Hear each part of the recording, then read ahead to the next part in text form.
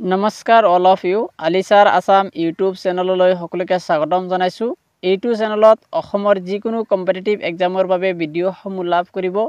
এইটো চেনেলত জিটি আৰু পিজিটি টেটৰ বাবে ভিডিঅ'সমূহ আপলোড কৰা হৈছে। আপোনালোকে অনুগ্ৰহ কৰি সেই ভিডিঅ'সমূহ চাই ল'ব। আজি মই এইটো ভিডিঅ'ৰ জৰিয়তে আহোম কিংডমৰ বিষয়ে কিছুমান কুৱেশ্যন লৈ আহিছো।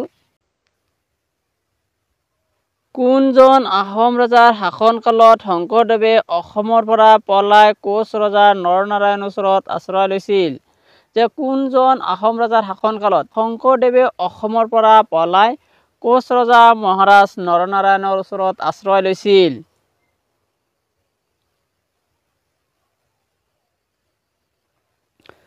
Option A Sukaphaa, option B Suklenmung, option C Sudangphaa, option D Pratap সিংহ।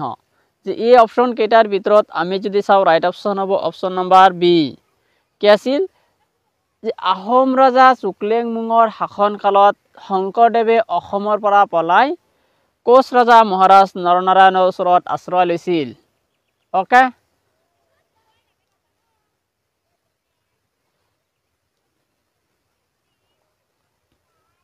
কোনজন আহোম ৰজাই ৰাজধানী গড়গাঁৱত প্ৰতিষ্ঠা কৰিছিল?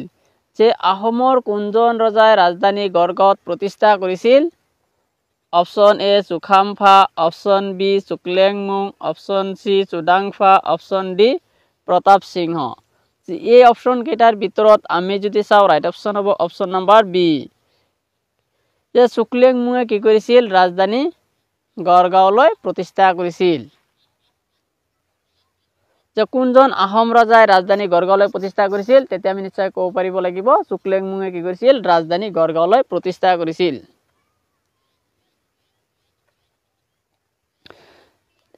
চুক্লেংমুঙে 1540 গড়গাঁৱলৈ ৰাজধানী প্ৰতিষ্ঠা কৰিছিল। গড়গাঁৱলৈ ৰাজধানী প্ৰতিষ্ঠা কৰিছিল বাবে তেওঁ গড়গঞা ৰজা বুলি কোৱা হয়। যে কি কৰা হয়? কোনজন আহোম ৰজাক গড়গঞা ৰজা বুলি কোৱা হয়? যে চুক্লেংমুঙক কি বুলি কোৱা হয়? গড়গঞা ৰজা বুলি কোৱা হয়। আৰু চুক্লেংমুঙে কি কৈছিল? গড়গাঁৱত কেতিয়া ৰাজধানী প্ৰতিষ্ঠা কৰিছিল? 1540 কি হৈছিল? গড়গাঁৱলৈ ৰাজধানী প্ৰতিষ্ঠা কৰিছিল। অ'কে, কোনজন আহোম ৰজাই প্ৰথমে মুদ্ৰা প্ৰচলন কৰিছিল? কি আছিল? কোনজন আহোম ৰজাই প্ৰথমে কি হৈছিল? মুদ্ৰা প্ৰচলন কৰিছিল? Option A Suklenmung, option B Sukaphaa, option C Sudangphaa, option D Pratap Singha. যে এই অপশ্যন কেইটাৰ ভিতৰত আমি যদি চাওঁ ৰাইট অপশ্যন হ'ব অপশ্যন নম্বৰ এ। কি আছিল? যে আহোম ৰজাসমূহৰ ভিতৰত চুক্লেংমুঙে কি হৈছিল? প্ৰথমে মুদ্ৰা প্ৰচলন আৰম্ভ কৰিছিল। যে কোনজন আহোম ৰজাই প্ৰথমে মুদ্ৰা প্ৰচলন আৰম্ভ কৰিছিল? তেতিয়া আমি নিশ্চয় ক'ব পাৰিব লাগিব চুক্লেংমুঙে কি কৰিছিল? মুদ্ৰাৰ প্ৰচলন আৰম্ভ কৰিছিল।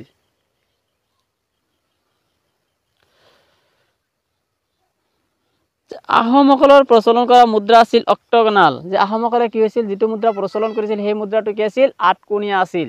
যে আহোমসকলৰ মুদ্ৰাটো কেনেকুৱা আছিল? অক্টোগনাল। Okay,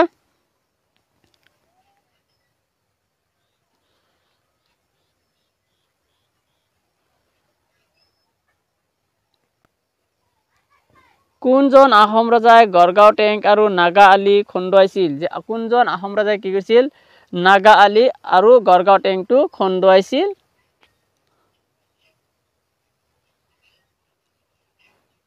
option A Gadadhar Singha, option B Sukaphaa, option C Suklenmung, option D Pratap Singha. এই অপশ্যন কেইটাৰ ভিতৰত আমি যদি চাওঁ ৰাইট অপশ্যন হ'ব অপশ্যন নম্বৰ চি। কি আছিল? চুক্লেংমুঙে কি কৰিছিল? নাগা আলি আৰু গড়গাঁও টেংকটো খন্দুৱাইছিল। মনত ৰাখিব যে কোনজন আহোম ৰজাই কি কৰিছিল? গড়গাঁও টেংক আৰু নাগা আলি খন্দুৱাইছিল? তেতিয়া আমি নিশ্চয় ক'ব পাৰিব লাগিব চুক্লেংমুং। অ'কে,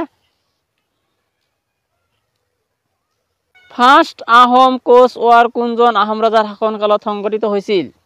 যে ফাৰ্ষ্ট আহোম কোচ ৱাৰ কোনজন আহোম ৰজাৰ শাসনকালত সংঘটিত হৈছিল? Option A Sudangphaa, option B চুহুংমুং, option C Sukaphaa, option D Suklenmung. এই অপশ্যন কেইটাৰ ভিতৰত আমি যদি চাওঁ ৰাইট অপশ্যন হ'ব অপশ্যন নম্বৰ ডি। কি আছিল? ফাৰ্ষ্ট আহোম কোচ ৱাৰ সংঘটিত হৈছিল চুক্লেংমুঙৰ শাসনকালত বা ৰাজত্বকালত। তো মনত ৰাখিব যে কোনজন আহোম ৰজাৰ শাসনকালত ফাৰ্ষ্ট আহোম কোচ ৱাৰ সংগঠিত হৈছিল তেতিয়া আমি নিশ্চয় ক'ব পাৰিব লাগিব চুকলেংমুঙৰ শাসনকালত কি হৈছিল ফাৰ্ষ্ট আহোম কোচ ৱাৰ সংগঠিত হৈছিল মনত ৰাখিব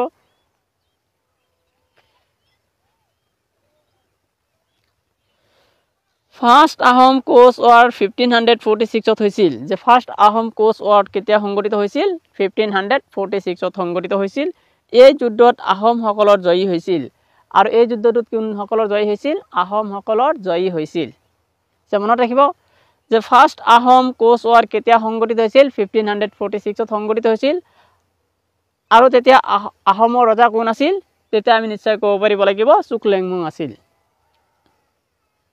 ট্ৰিটি অফ মাজুলী কেতিয়া স্বাক্ষৰিত হৈছিল যে ট্ৰিটি অফ মাজুলীটো কি আছিল কেতিয়া স্বাক্ষৰিত হৈছিল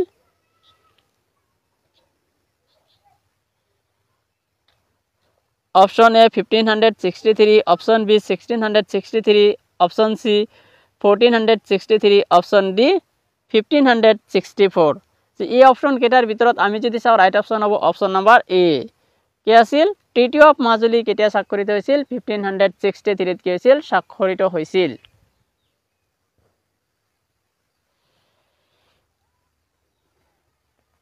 ট্ৰিটি অফ মাজুলী আহোম ৰজা সুখাম্পা আৰু কোচ ৰজা নৰনাৰায়ণৰ মাজত স্বাক্ষৰিত হৈছিল 1563 ত আছে ট্ৰিটি অফ মাজুলী আহোম ৰজা সুখাম্পা আৰু কোচ ৰজা মহাৰাজ নৰনাৰায়ণৰ মাজত স্বাক্ষৰিত হৈছিল 1563 মনত ৰাখিব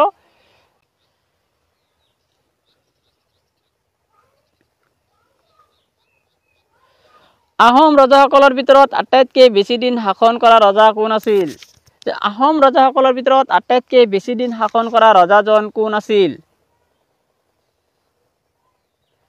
option A Sudangphaa option B চুহুংমুং option C Sukhaamphaa option D Suklenmung এই অপশন কেইটাৰ ভিতৰত আমি যদি চাও ৰাইট অপশন হ'ব অপশন নাম্বাৰ সি কি আছিল আহোম ৰজাসকলৰ ভিতৰত আটাইতকৈ বেছি দিন শাসন কৰা ৰজাজন আছিল চুখাম্পা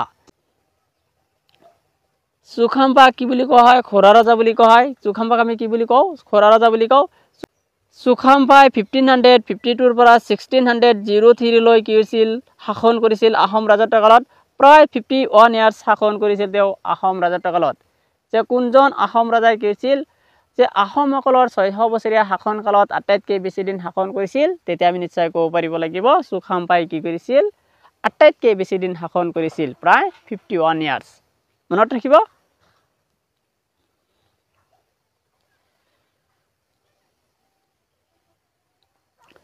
আহোম ৰজাসকলৰ ভিতৰত আটাইতকৈ কম দিন শাসন কৰা ৰজা কোন আছিল যে আহোম ৰজাসকলৰ ভিতৰত আটাইতকৈ কম দিন শাসন কৰা ৰজাজন কোন আছিল option A Suhung option B Jaydas Singha option C Udayaditya Singha option D Ramdas Singha যে এই অপশন কেইটাৰ ভিতৰত আমি যদি চাও ৰাইট অপশন হ'ব অপশন নাম্বাৰ এ কি আছিল চুহুং ৰজা আৰু Suhung also known as Chamguria ৰজা আৰু চুহুং ৰজা কি বুলি কোৱা হয় চামগুৰিয়া ৰজা বুলি কোৱা হয় চুহুঙে কিমান দিন শাসন কৰিছিল 21 ডেজ 21 ডেজ শাসন কৰিছিল কিন্তু আপোনালোকে এটা কথা নিশ্চয় মনত ৰাখিব যদি অপশনত চুহুং ৰজা নাথাকে যদি গবৰ ৰজা থাকে তেতিয়াহ'লে আপোনালোকে নিশ্চয় সেই গবৰ ৰজাটোৱে ক্লিক কৰি আহিব আৰু যদি আপোনালোকে গবৰ ৰজা আৰু চুহুং ৰজা একেলগে পায় তেতিয়াহ'লে আপোনালোকে নিশ্চয় চুহুং ৰজাটো ক্লিক কৰি আহিব okay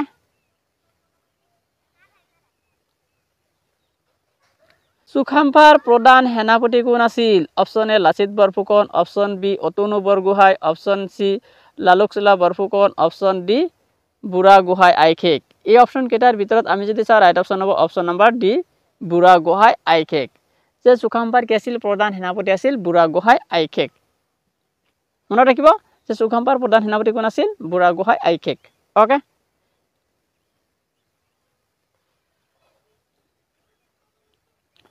treaty of Asurar Ali কেতিয়া স্বাক্ষৰিত হৈছিল ট্ৰিটি অফ অসুৰাৰ আলী কি আছিল কেতিয়া স্বাক্ষৰিত হৈছিল option A 1563 option B 1669 option C 1639 option D 1663 এই অপশন কেইটাৰ ভিতৰত আমি যদি চাও ৰাইট অপশন হ'ব অপশন নাম্বাৰ সি কি আছিল 1639 ত কি আছিল ট্ৰিটি অফ অসুৰাৰ আলী স্বাক্ষৰিত হৈছিল ওকে থ্যাংক ইউ এভৰিৱান আপোনালোকে অনুগ্ৰহ কৰি মোৰ চেনেলটো সাবস্ক্ৰাইব কৰিব